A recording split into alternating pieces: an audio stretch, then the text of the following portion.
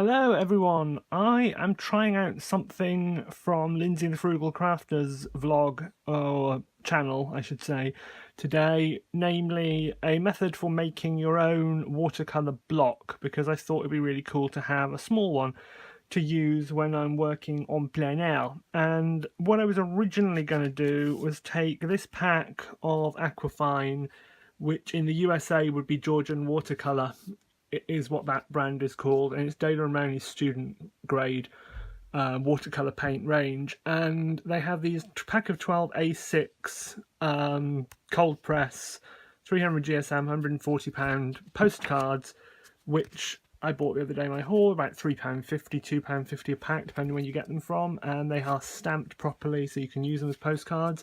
But they're a convenient size. They are a 100% chemical pulp, so wood paper, and they're quite a nice texture.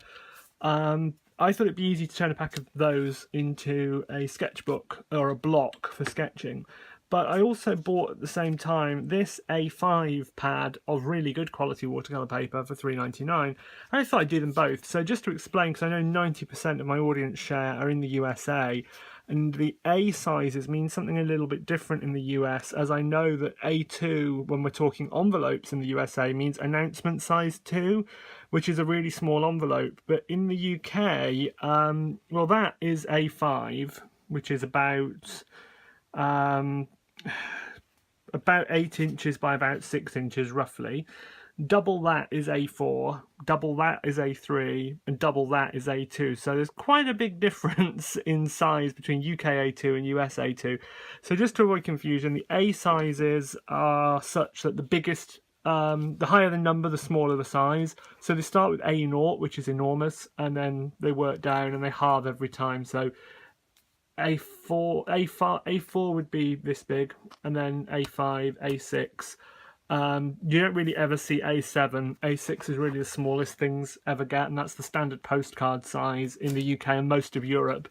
Most of Europe use the A sizes, and the reason we use the A sizes, as I learned from a friend who's a graphic designer, is that when you cut paper from a roll, well, in the printing industry, the A sizes are designed so that the same roll or sheets of paper could cut A2 jobs, A3 jobs, A1 jobs, A0 jobs, A5 jobs, A6 jobs, all from the same sheet with no waste, because they halve every time. You've got no issue with cutting, so it's a really efficient way of working. And our standard typing paper in the UK is A4. We don't use letter, which is a pain in the backside when you're printing out documents from the USA that are set up in letter. We have to adjust things. So there's your lesson over for the day. So I thought I'd give this a go with these two different types of paper, and I've just been looking through my stash of papers because I wanted a nice cover, and I'm going to make a cover. I've got some bits of Tim Holtz papers. Love these double-sided ones. This is from, I think, the French industrial set, though I may be wrong there. I will check it in a minute because I need to get another sheet, so I'll be able to tell you. And I love these ones with the lovely French writing on them. They're fantastic. And I have actually, because I'm sad, I have looked up some of these addresses and tried to work out where these originally came from in 1929. I know the handwriting isn't that easy to read. One thing I learned when I was doing my GCSE, that's the General Certificate of Secondary Education, and it's what you do when you're 16, and you do about between 8 and 12 different GCSEs in different subjects, and then, I wouldn't say most people, but if you're aiming for university, you would usually then go on to do well, in my day, A-levels are different now, but in my day you did 3 A-levels in 3 subjects, and in my case chemistry, physics and biology, and I did what used to be called AS Maths, which was half an A-level in maths, but I got kicked out of it. Anyway, I digress. The reason I'm mentioning it is my GCSE French, you had to do a lot of comprehension, where you read things in French and you did stuff with them, and I learnt French people can't write. Their handwriting is so hard for English eyes to interpret because it's so different from the way we're taught to write at school, and it used to confuse me. Like the R's are backwards, effectively. The letter R always looks backwards to there on that word there, it looks like a backwards letter R, and that used to confuse me. But I like this Tim Holtz range, and I thought that would make some really cool covers. So what Lindsay did when she did it, and I'm going to do the small one first because it's cheaper paper. easier to waste. I'm just waffling because my glue gun's still heating up. Is she took a stack of paper, bulldog clipped them together, put a piece of card at the back, what she called sacrificial paper on the front, glued them all the way around, left a small gap, and did it with glue gun glue and a craft stick just to spread it on. So I thought I'd try exactly the same thing, and then I'm going to put the cover on afterwards, and my cover is only probably going to extend like an inch on the back and then just be folded round, and then I'll trim it on the front because I'm a little bit lazier than Lindsay, and that's how I'm going to do it. So I'm going to dissect this first of all because I do want to keep that front sheet as my sacrificial paper. This incidentally is part of a new series. I thought it'd be fun to very occasionally do a kind of Spindoctor Tries, because there's a very popular lady who has a channel. She uses Torrin Page, Torrinpaige or Page, can't remember. Her name's Heather, and she's based in the USA, somewhere in the southeast of the US. Can't remember which state she's in.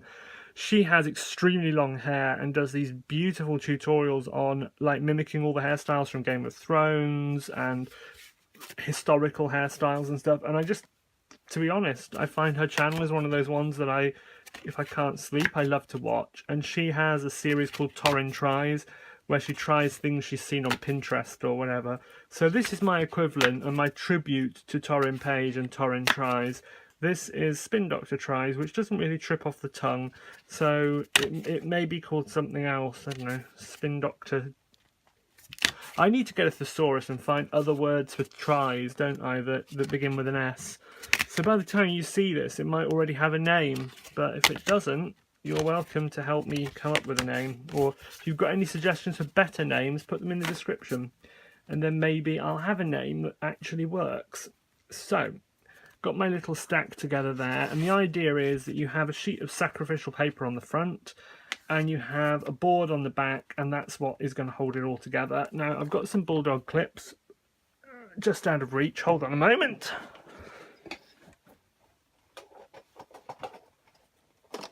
These are really cute. They're anodized in really nice colours.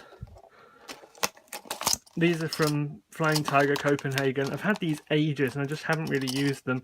They're probably a bit big for this job, but I just think they're really cute because they come in all sorts of happy colours. They remind me of Christmas decorations from when I was a little boy, because there was a very limited range of what they could colour, like foils and things, when I was really young, and they could only really do blue, red, purple and gold, which are the same colours as this anodization. So they remind me of my younger years, shall we say, which I think is really nice. So glue gun's getting hot now. It really takes a long time, this gun. It's a crap glue gun. I got it for £5. I mean, what do I expect, honestly? Maybe this should be called Spindoctor Sits and Waffles, you know, because that's what I'm doing. And I'm procrastinating as well. Spindoctor avoids doing what he should be doing. I have to use a yellow one now. My OCD is such that it's not real OCD. I'm sorry, I shouldn't joke about OCD like that. It's really not good for people who have OCD. For people like me who don't, to say it when actually we just mean our slight need to have patterns, I suppose, and things to match up, which is not OCD at all, and I'm really sorry. I should not have said that. I'm consciously trying not to do that, and I slip up quite often, as you've just seen. Spindoctor slips up. There's a new name for it. Spindoctor screws political correctness and gets it wrong yet again. So I just wanted to reblock them because I wasn't convinced that they were all neat and tidy. Lindsay did this so much better than me. But, you know, these are the things you need to know when you're trying out techniques. You see the person who originated it do it, and they make it look so easy. And also, Lindsay's really good at sort of stuff with her hands and everything. And I'm a bit more cack-handed, as we say in the UK. So you need someone like me who is crap to show you how it's done. Now, my glue gun that I'm laughing about is this dinky little glue gun I got from Big Box Craft Store, Hobbycraft in the UK. It was like £5. I'm going to use the stiffer of the two types of glue stick that I have. These are hot melt. This is not a cool temperature glue gun. These are the slightly stiffer ones that it has. I'll put that in later because there's enough in there for now. So what I'm going to attempt to do is spread glue over this edge. And I don't know how on earth she does this before it sets, but we will try. Spindoctor might even succeed. If this works, let's call it Spindoctor Succeeds. The suggested new name for this video series. So yeah, I've launched this series this week, and I've also launched my 101s, which are where I kind of do everything you need to know about a technique in just really basic terms. I did gouache this week. I may do a 101s about granulation and staining, because I know that's something people always ask about, and I was going to do a colour chemistry series on the chemistry of it, but there's more to it than that. There's more things about how you need to, what you need to know about actually using them to your advantage. So I think I will do a 101s on that, and we'll see how it goes. Spindoctor sees how it goes. How does that work as a series title? So I've done one side. I'm now going to do this long side, which could be interesting because it's obviously really long. And I'm just using craft sticks, which I buy in Big Box Craft Store or the Early Learning Centre, which is a toy shop that's been going in the UK forever, that sells... I'm off camera here, sorry, let me just move you guys a little bit. Which sells supposedly educational toys, really, but they're not really that educational. My mother was a big fan of them because she thought for some reason that it was going to benefit me. Maybe it did, I don't know. But they tend to have really good sales of things you associate with children's crafts, like craft sticks or lolly sticks, as we call them in the UK. And you can get coloured ones. And I bought some at work because we use them. One of my PhD students spends a lot of time crawling around miscanthus, which is elephant grass fields, and he found they were really useful for as like way markers to find his way back whichever channel he took through this forest of giant grass. And I got questioned as to why on my work credit card I'd been buying coloured lolly sticks, as whoever was... Oh, bollocks, I just dropped the stick. It's alright. Spindoctor swears. There's a series title for you. Now that one would be good. I could fill whole episodes with just swearing. I do try not to, because I know that there are people a little bit younger and older than myself who for any reason are a bit more sensitive to swearing than I am. As I've said before, it ain't swearing in my house, it's punctuation. As I descend from dock workers and miners, so I grew up where the men, and actually I think the women swore worse than the men in my family. But that's just a cultural thing with my upbringing. I grew up very, very, very poor, very, very working class and below, I suppose it's fair to say. This is a little bit more tricky, but I think that's just because the glue gun I've got is being a bit naughty and the stick's rattling around, because it's that awkward bit with glue guns, you know, when one stick hasn't quite melted enough for the new one to go in, so it's wobbling. That's what's happening. So I think I've done most of that side. Now, no, because Lindsay did it, I can touch that up later. And I will go around it with a craft knife and remove some of the overhang later. And I learned you have to put your clips on right on the edge when you reposition them after gluing. I learned that because I pay attention. Now, this side's the side where the spine was, so I'm just going to pull out as much of that loose kind of snags of paper that are on there.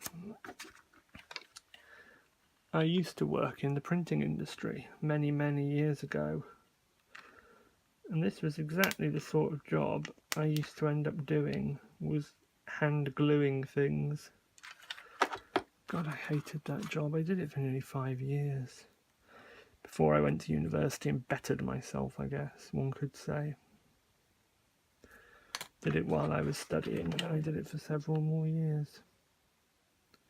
So I didn't go to university at 18. I didn't want to go.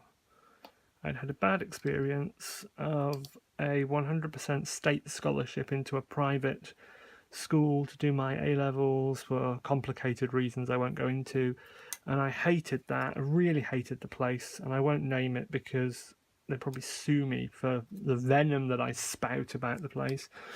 And I thought everyone who went to university was going to be like the people that I was with there, that I really didn't get on with, so I took some time out. Okay, so this is the complicated side now. This is the side where I've got to leave the gap in the middle. So I'm going to get a couple of clips on standby, ready to go. I knew buying these, they would come in use one day. I bought them because they were cute, not because I needed them.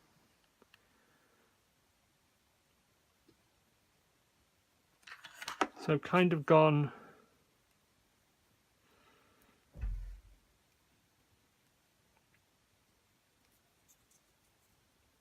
nearly halfway along there. Just trying to get the glue a bit more tidy. A good thing with hot melt glue is you can, oh, I'm off camera. I'm really bad at this.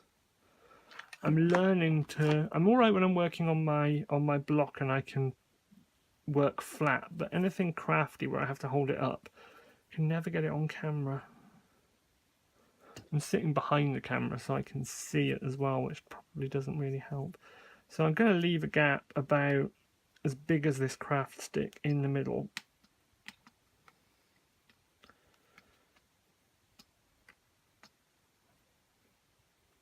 But I've already got glue on it, which is not good.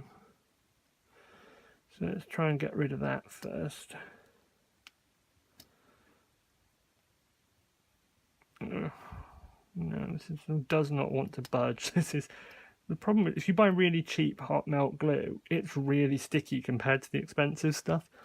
I guess it's like that joke about buying cheap lipstick. You'll never get it off, so it really does stay put forever.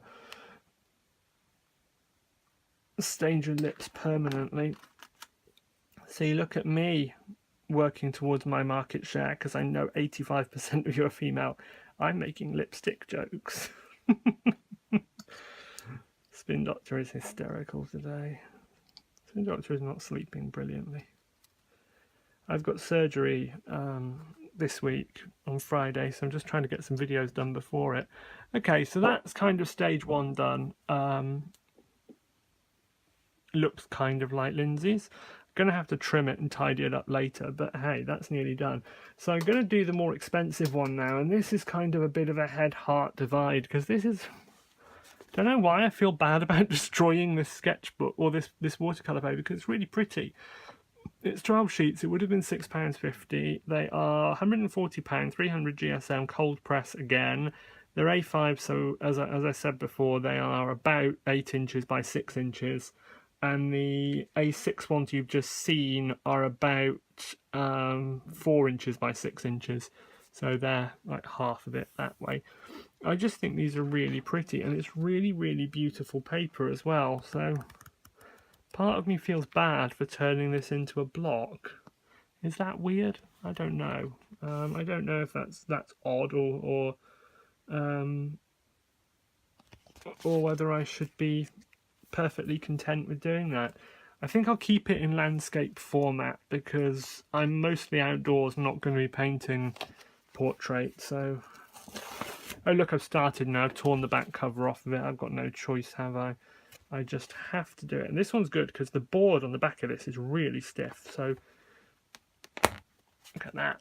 That's proper board. So if this will work as a block, I can guarantee it. The other one, maybe not. Now I am breaking the first rule of watercolour paper, people. I'm touching it. I have washed my hands, and I have talcum powdered my hands because I get very sweaty hands. Spindoctor Sweats. Now there's another name for this series.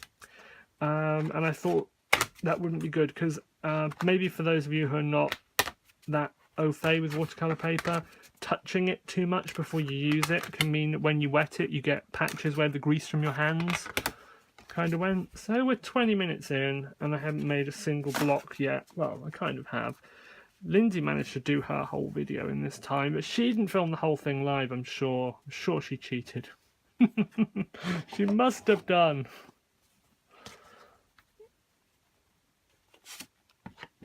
Okay, and this time I'm going to block it down on the long edge because I think that's a bit better. And the sacrificial paper has got a lip that goes round to the back, so I'm going to kind of have to fold that out of the way when I do that side. And I think I'll make the gap for the knife, you can't really see this again, the gap for the knife to open this up, I think I'm going to put on the short edge this time, just because then I can use this kind of as an experiment to understand where it's best to have the gap to avoid it buckling. Because the real issue I have with all watercolour blocks by all manufacturers, and I'm sure everyone has this issue, is they're all like, oh yeah, you don't need to stretch your paper because you buy this really expensive block instead, where the paper's about 20 times the price that it normally is when you buy it by the sheet. And yeah, you don't need to stretch it because it's already glued down around the edges in this magical gummed block. And then when you use it, it still buckles. So it doesn't really solve the issue at all. And I can't be the only person who finds that. It just bulges in the middle. And I found a website where someone had kind of said, oh yeah, it bulges in the middle, but here's a remedy. If you release 3 sides of the block with a knife, then it doesn't bulge. And like, so there you may as well just use paper. Just so ridiculous. But apparently small blocks, Lindsay told me, because she knows these things, are not as bad. It's the big ones that you have to watch out for. So I'm going to trust her, because she knows shit.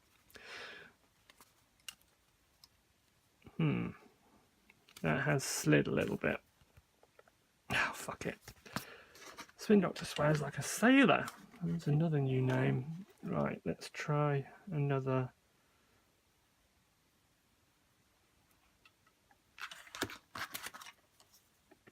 I wish that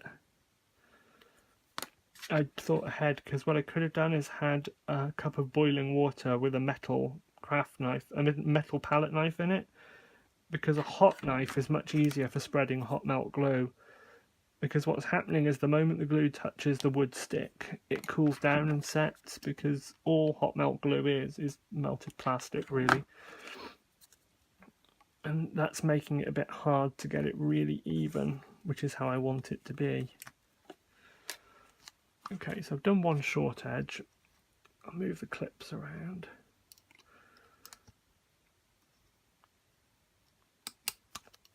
It's Sunday, is it the 31st? I don't know. I think my competition for the Aurora Yellow Magical Tube expires tonight, or maybe it was last night. So if it is tonight, don't forget to watch that video, because that video will be coming offline quite soon, because the giveaway will be obviously given away. So if you do want it, you need to subscribe to both my website, which is www.the-spin-doctor.co.uk, and to my YouTube channel. And then you have to post a comment on that video telling me why you want a tube of Winsor Newton Aurora Yellow. And we decided Aurora Yellow was a mixture of cadmium zinc sulfide and cadmium sulfide, which gives, so it's a mixture of a cold cadmium and a warm cadmium, which gives you a very neutral cadmium yellow. It's really beautiful, but it got taken off the market because I guess it didn't sell so well, and it's pretty toxic. So I don't know the actual reason they stopped selling it though, because Winsor Newton wouldn't tell me. Their archival department are not that helpful, I have to say. They're a lovely company normally, they're lovely and really helpful, but to be honest, their archival people were like, oh, we don't know what the compositions of some of our old paints are because we gave our records away to some museum of paint. Yes, such a thing really exists in the UK. And I'm like, okay, that's fine, but you know, you're the company that I'm asking it. It's a product of yours that I want the information on for safety reasons. I want to know what I'm working with. Surely you could ask the museum for me and don't send me there. It's just a bit silly. But that's happening more and more. Companies don't want to actually do the legwork. Like the infuriating situation we have these days where if you tweet a company and say, I don't know, your sweet and sour pork crisps taste like vomit, they'll say, please email our customer service department. Well, what's the point in you having a Twitter account if that's all you're going to tell me to do? Now, I kind of go with, I've officially told your company now, so you can pass it on internally, can't you? Yes, you can.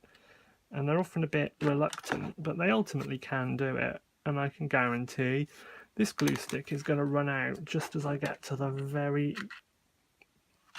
I was going to say a very, very bad word then. Worse than fuck, yes. Even I draw the line, people. Even the Spindoctor doesn't say that word on camera. Well, I might for 50 quid. So, popping in another glue stick. I have to go through that ludicrous situation again of the glue not moving properly. There we go. One of the reasons I don't use hot melt so often is I make such a fucking mess with it. I really do. Right. That's that one glued. Let's get some clips. Can't speak onto it. The good thing is though, because I've got the hot glue out, I can actually finish off sectioning a palette that I want to section up with hot melt glue because I've got the glue out. So I've got something to do while these dry at least. So I'm going to cheat. I was going to do all of this live, but I want to sort the palette out while I've got the hot glue out, and I need to let these cool completely before I continue. So I'm going to do that, and I will be back shortly. Okay, they've had a chance to cool. I've just mended my palettes that needed some extra wells adding, and I'm now going to declip. I hate the strings of glue you get with hot melt. It really annoys me, probably because I'm just so messy. So that's stuck down pretty well, and I do need to get a knife out and tidy. Let me just get you into focus on these edges.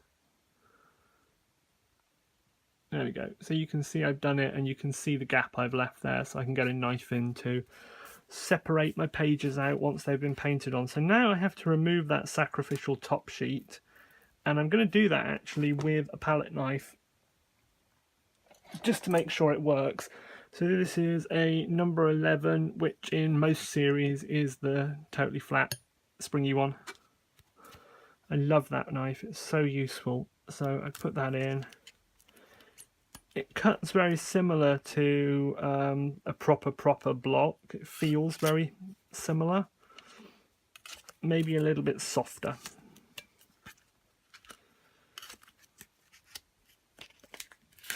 Right, there we go. So I have a little block. Now what I'm going to do is cut some paper to make a cover, and yes, I'm going to be really sad and decorate it, even though I'm the only person who's ever really going to see it. So what I thought I'd do is take a piece of decorative paper, and I want to cut it so that it fits and has an overlap on the back. So what I probably want is an overlap about an inch long on the back, and I've got to allow for the depth of it, so I'm going to go with there probably. So I'm just going to pop a pencil mark just there. That's where I need to cut, and then the other side I just know, because I know what the dimensions of that are, I can cut it. Now my paper trimmer of choice is this really cute little one from Cricut or Cricut, depending which side of the valley you're from, and it's just one of the usual ones you get these days with a little tiny knife blade slidey thing. It's good because you can use it for scoring, which I like, and it's obviously got the extension for doing your measurements with. So I think this is one of the nice ones, and it was about £20. I find it certainly really reliable and easy to get a nice straight cut. Now, what does go wrong, which did just go wrong, is sometimes these decorative papers need a little bit of pressure. So I'm just going to put it on my... Just fired a lolly stick into my face there. I'm just going to go off camera so I can rest it on my knee. There we go. And just get a better cut.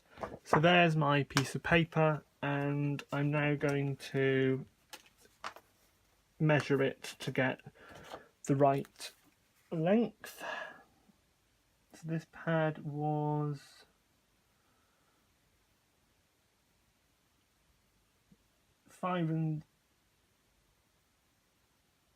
okay. I don't know my inches very well, I have to say, because in the UK we don't really use them, so I do find that measurement a little bit tricky sometimes to get my head around. I don't sort of speak fluent inches. So I think that is the right size. Yeah, perfect. So I'm going to do is make sure I've got the gap on the correct side.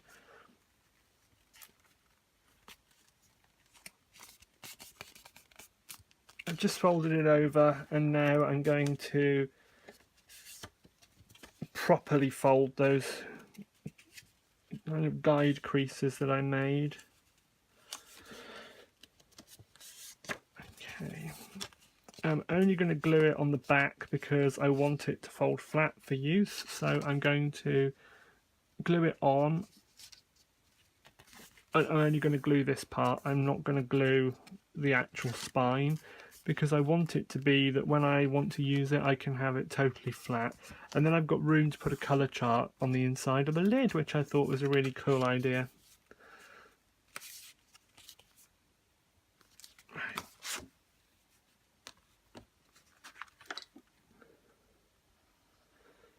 More lovely messy hot melt glue.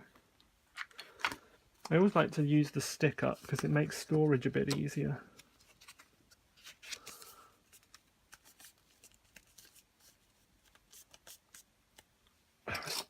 Just had a memory come back because I just burnt myself. When I was at primary school, when I was about 6 or 7, we were allowed to use a glue gun for the first time, and I remember being absolutely petrified of them because a friend of mine had told me that you'll get really badly burnt with them, and I was scared. It's pathetic, isn't it? Right, I'm going to get another piece of pattern paper and then I'll be back. Okay, I just checked that piece I used to cover this one was indeed from French Industrial. This one is from Dapper, which is another of the Idea-ology stashes, and what I like with this one is that some of the addresses in it are in Devon, where I live, and I thought that was quite nice that it had a local connection, and some of the other addresses are London and places where I've lived close to over my lifetime, so that felt right, felt like what I wanted to use.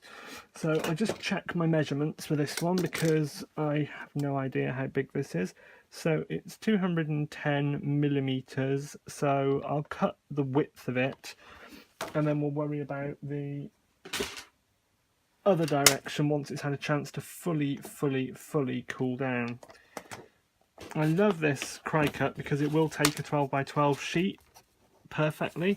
It's obviously designed for the scrapbooking market, but I like it, and if I can find it I'll put an affiliate link into the comments so that if you want one you too can own this. And what is really good with it, by the way, is if you do want to do like a starting cutting in the middle of the page, you can kind of stab this into the paper and start cutting midway up the page, which I think is really useful.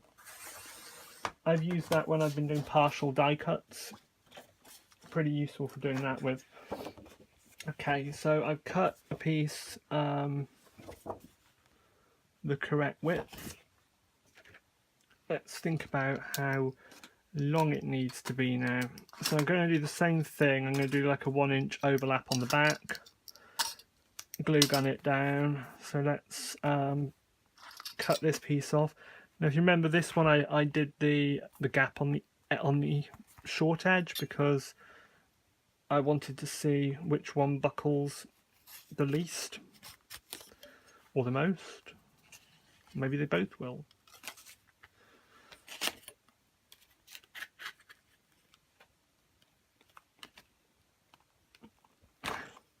So yeah, as I kind of said earlier on, I'm having an operation this week. It's nothing major. Well, it involves a general anaesthetic, so it's major in that sense. But I'll be back on my feet within a couple of days, all being well. But that will mean I'm not going to be around probably Friday, Saturday, Sunday, maybe the start of next week. Please don't comment this video or any other video asking how I am or wishing me well or saying you're praying for me or anything like that, because whilst it is really nice, when you have a lot of treatment and a lot of surgery and so on in your life, it just becomes part of your life. And when people start making a fuss, that actually makes it harder rather than easier, or at least it does for me. So I really appreciate it when people kind of give me space when I'm having this kind of thing. So please, I know it's really well meaning and I know people do care, but I could kind of do without I could do without people caring. I know it sounds horrid, but that kind of is the case, I'm afraid to say. So sorry. Okay, I'm gonna try and use this in a really stupid way because I want the Devon address right on the front. So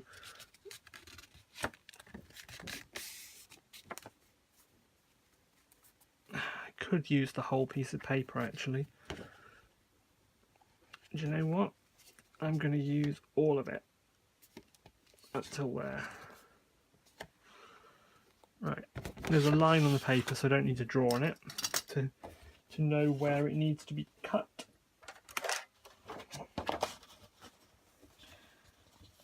I have to say, I love these Idea-ology sets and so on by Tim Holtz. I think they are fantastic. And I know he uses some really, really good designers. Yeah, spoiler people, Tim Holtz does not design every product himself. Tim Holtz is a brand name. There's a huge team of people behind these products.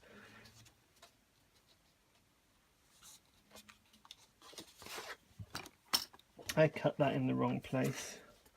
But he does use some really, really good designers who I don't think get properly credited. I mean, when you're in that line of business, you don't expect it, but I wish it was made more clear with companies like that it's not actually the named designer behind every product. People like Diane Reevely are pretty honest about it because she does always kind of say it wasn't me, it was the design team when she's at conventions and so on, and I wish more people would do that because I think it's kind of misleading. People assume there is this one person who is this absolutely amazing designer. It's the same with clothes. I mean, Yves Saint Laurent doesn't design anything. It's a whole team of people designing things, and I'm sure that those top designers don't actually do much themselves anymore in the fashion industry, that is. So that's just my views on it, and I'm an old cynic, so don't want to necessarily listen to me.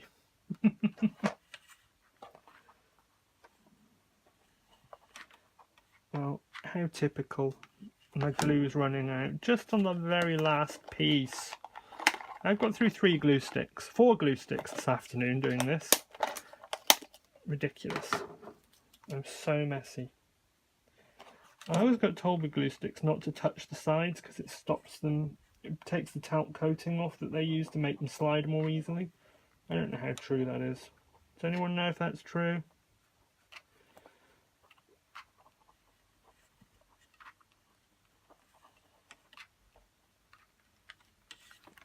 So now I need to come up with a name for this new series. Sits and Bitches. Spindoctor Sits Bitching. Spindoctor Cynically Makes Something. I mean, I kind of see these videos where I try out things as a little bit more than that. those of you who know the Incomparable Graveyard Girl will be aware that she does something called, what does she call it?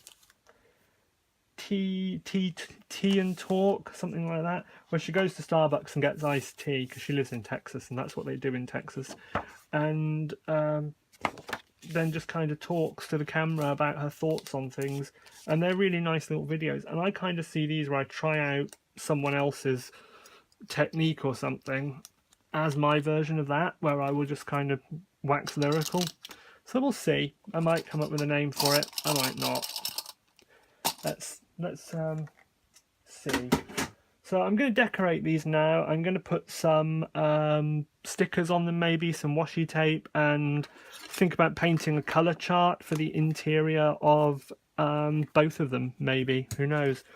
So the little one has had time to set properly now.